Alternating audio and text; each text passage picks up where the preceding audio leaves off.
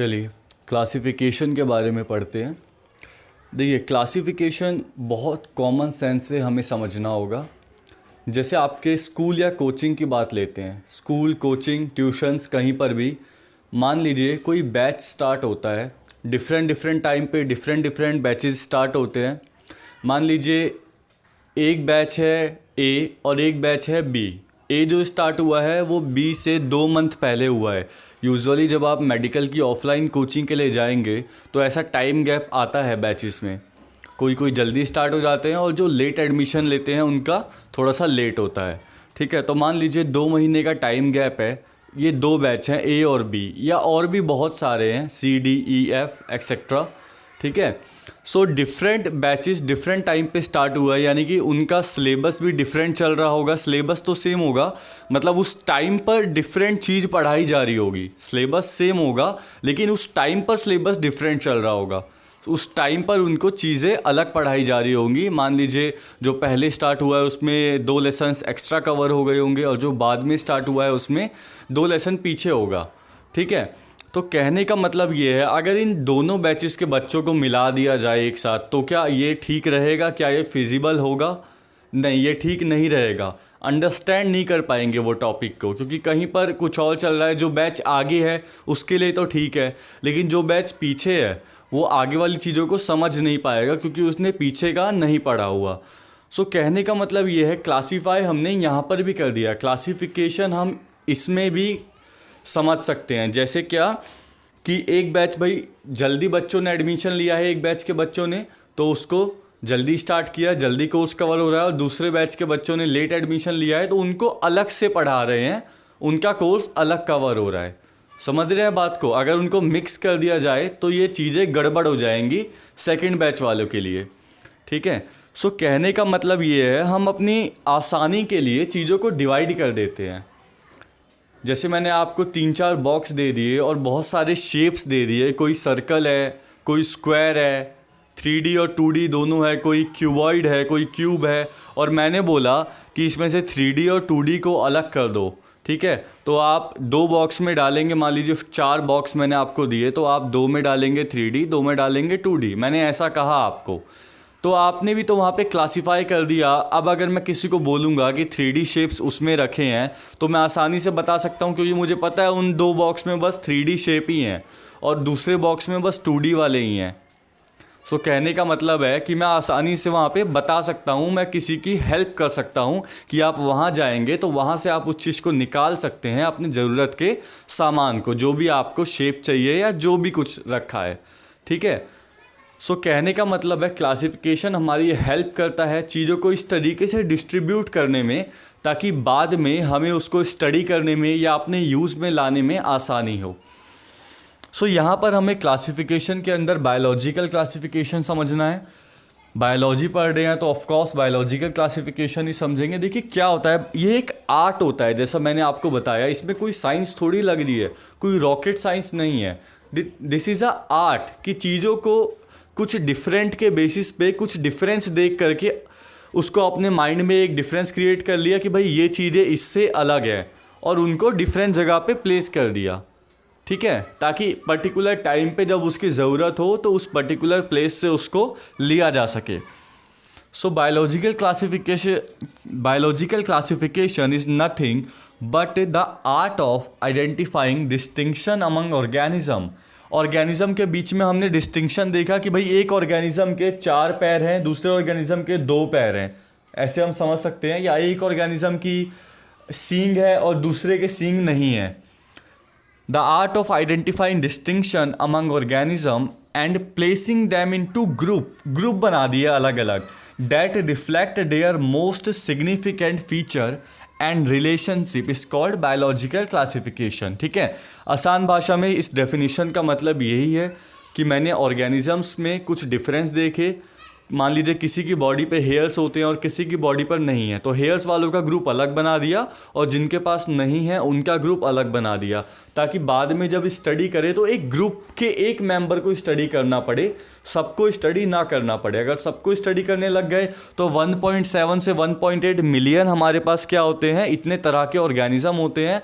तो वो पॉसिबल रह नहीं जाएगा, और आगे पता नहीं कितने ऑर्गेनिज्म मिलेंगे, कितनी स्पीसीज़ मिलेंगी, क्योंकि 15,000 स्पीसीज़ ऑलमोस्ट हर साल नई खोजी जाती हैं। समझ रहे हैं? सो बायोलॉजिकल क्लासिफिकेशन की डेफिनेशन ये है कि हमने डिफरेंट ग्रुप बना दिए, ठीक है। उस ग्रुप में अगर हम किसी भी मेंबर को देखेंगे तो वो कॉमन कुछ कैरेक्टर्स दिखाएंगे जिनके बेसिस पे हमने उनको एक पर्टिकुलर ग्रुप में रखा है। मान लीजिए जो मैंने अभी आपको एग्जांपल दिया था कि 2D शेप वाला बॉक्स अलग है, तो उसमें सारे 2D वाले ही होंगे, ये उनका एक कॉमन फीचर हो गया, कॉमन कैरेक्टर हो गया। समझ रहे हैं? ऐसे ही इन ऑर्गेनिज्म के बीच में कुछ कॉमन कैरेक्टर होगा। बाल वाले ऑर्गेनिज्म अलग, जिन पे बाल नहीं है वो अलग, या जिनके 4 पैर है, ठीक है, टेट्रापॉड्स हैं वो अलग कर दिए मैंने, जिन पे 2 पैर हैं, ठीक है, उनको मैंने अलग कर दिया। सो उनमें ये सिमिलैरिटी झलकेगी, ठीक है, आपस में कुछ ना कुछ वो रिलेशन शो करेंगे। इसी को हम कहते हैं बायोलॉजिकल क्लासिफिकेशन। अब इसकी ज़रूरत क्या हुई? नीड ऑफ बायोलॉजिकल क्लासिफिकेशन, हमें क्लासीफाई करने की ज़रूरत क्या हुई? अभी तक जो मैंने आपको समझाया, जितनी आसानी से मैंने आपको समझाया, आप समझ चुके होंगे कि इतने वास्ट नंबर ऑफ ऑर्गेनिज्म हैं, उनको स्टडी करना 1 बाय 1 पॉसिबल नहीं है। सो अच्छा है कि एक ग्रुप बना दिया जाए, जिस ग्रुप के एक मेंबर को स्टडी करना पड़े और बाकियों के बारे में भी पता चल जाए। जैसे ह्यूमन की बात करते हैं, क्या जो दवाई टेस्ट होती है वो सारे ह्यूमन पे होती है? 7 बिलियन के आसपास अगर पॉपुलेशन है तो क्या 7 बिलियन पे वो दवा टेस्ट होती है, वो मेडिसिन टेस्ट होती है? नहीं, कुछ ऑर्गेनिजम्स पे टेस्ट होती है, कुछ ह्यूमन पे टेस्ट होती है, उसके बाद वो सब पे एप्लीकेबल होती है कि भाई अगर आपके लिवर में इस जगह पर दिक्कत है, लिवर में पेन है या कहीं पर भी पेन है, तो आप ये वाला पेन किलर ले सकते हैं। और वो टेस्टेड होती है कुछ ह्यूमन बीइंग पे। पहले तो उनको लोअर एनिमल्स पे टेस्ट किया जाता है, जैसे माउस हो गए, रिसर्चर्स ऐसे ही काम करते हैं, माउस हो गए या कोई और ऑर्गेनिज्म हो गए। उसके बाद जब वो ट्रायल वहाँ पे सफल हो जाता है तो उनको ह्यूमंस पे वापस से अप्लाई किया जाता है, ठीक है। बहुत ही सेफ़ कंडीशंस होती हैं, कोई ऐसे घबराने की बात नहीं है, ठीक है, क्योंकि पहले उसको इतनी बार टेस्ट कर लिया जाता है। सो कहने का मतलब ये है कि सब पे एप्लीकेबल कर रहे हैं, लेकिन टेस्ट कुछ ही लोगों पे कर रहे हैं, ठीक है। तो ये हम क्यों कर पाए? क्योंकि हमने क्लासिफाई कर रखा है, हम सारे ह्यूमन के कैरेक्टर्स को जानते हैं कि भाई मेरा लीवर अगर ऐसा है तो उसका लीवर भी ऐसा होगा, उसकी लीवर की सेल को भी हिपैटोसाइट बोलेंगे, उसके लीवर का वजन भी ऑलमोस्ट इतना होगा, उसके लीवर का साइज़ भी ऑलमोस्ट इतना होगा, उसका लीवर भी राइट साइड एब्डोमेन में लोकेटेड होगा, ठीक है। सो कहने का मतलब है कुछ कॉमन फीचर्स झलकते हैं जिसके बेसिस पे क्लासिफाई कर दिया जाता है ताकि हम उसकी स्टडी कर पाएँ। The purpose of biological classification is to organize the vast number of known organism into categories. बहुत सारे ऑर्गेनिज्म हैं, उनकी एक कैटेगरी बना दी, डेट कुड बी नेम्ड, जिनको हमें नाम दे पाए बाद में, ठीक है। हर एक कैटेगरी को हम नाम दे पाए और याद रख पाए कि भाई इस कैटेगरी में ये ऑर्गेनिज्म है, एंड स्टडीड, और लेटर हमारा सारा फंडा क्या है कि हम उनको स्टडी कर पाए, ठीक है। यानी कि इस चीज़ में क्लासिफिकेशन हमारी कैसे हेल्प करता है? Gives an idea about diversity of organism.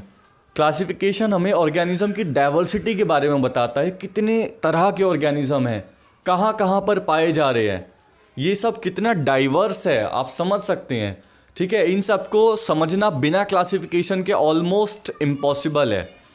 So classification gives an idea about diversity of organism, throws light in origin of organism, उसकी ओरिजिन के बारे में बताता है, कोई ऑर्गेनिज्म कहाँ से आया, ठीक है। मान लीजिए कोई पर्टिकुलर ऑर्गेनिज्म है, वो वहीं, जैसे पोलर बियर है, पोलर बियर एक पर्टिकुलर रीजन में ही मिलता है, ठीक है, तो वो उसकी ओरिजिन को बता रहा है कि भाई वो इस रीजन में मिलता है, पोल्स पर मिलता है, ठीक है।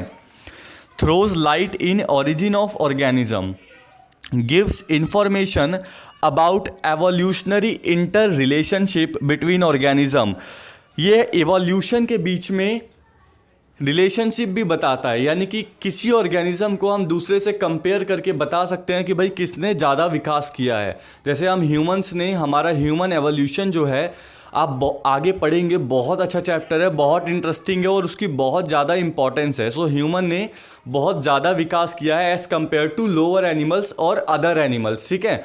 दूसरों से अगर हम कंपेयर करें तो हमारी एवोल्यूशन की हिस्ट्री अच्छी रही है। दैट्स वाई हम इस जगह पर हैं, इस दुनिया में, इस मुकाम पर हम लोग हैं कि हम इतना कुछ डेवलप कर पा रहे हैं, ठीक है। So gives information about evolutionary inter relationship between organism. दो ऑर्गेनिज्म को हम कंपेयर कर सकते हैं, दो स्पीसीज को हम कंपेयर कर सकते हैं कि भाई किसका एवोल्यूशन कैसा रहा होगा। यहाँ पर भी क्लासिफिकेशन हमें हेल्प करता है, ठीक है। सो ये है क्लासिफिकेशन के बारे में कुछ डिटेल्स। आगे हम टाइप्स ऑफ क्लासिफिकेशन पढ़ेंगे, उसके बारे में भी कुछ जानें, कितने तरह के होते हैं, किस किस साइंटिस्ट ने किस किस बेसिस पे चीज़ों को क्लासिफाई करने की, चीज़ों का ग्रुप बनाने की कोशिश की। ये भी बहुत इंटरेस्टिंग है, ठीक है। तब तक के लिए आप इसको समझिए और इसको नोट डाउन कर लीजिए।